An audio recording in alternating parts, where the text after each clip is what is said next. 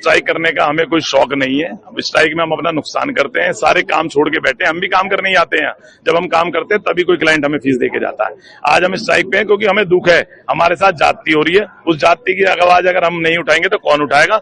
Police ने हमारे वकील भाइयों के खिलाफ एक झूठी एफआईआर दर्ज करी है, उसके हम विरोध में हैं और इसलिए हमने स्ट्राइक करी है। ये वैसे तो हमारे एक वकील साहब है, सनलाइट कॉलोनी एरिया में रहते हैं। उनके घर के पास कुछ लोग इलीगल एक्टिविटीज करते हैं। उन्होंने उसकी कंप्लेंट देने थाने में गए तो वहां पर जो सब इंस्पेक्टर साहब है उन्होंने वो कंप्लेंट तो ली नहीं, बल्कि उन्हीं के खिलाफ बदतमीजी करी, उनके साथ मारपीट भी करी।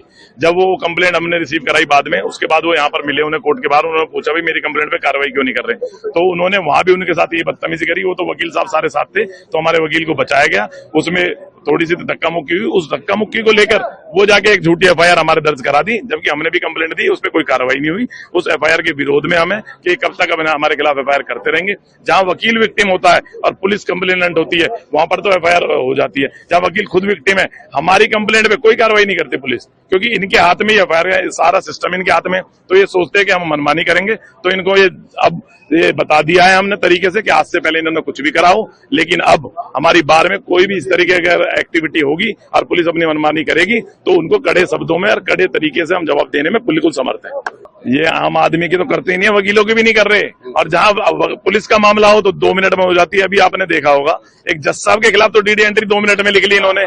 जो वो जज साहब जो है, उन जज साहब के भी हमने पता करा, वो जज साहब भी बिल्कुल ठीक है, उसमें भी उन पुलिस वाले साहब की ही गलती है।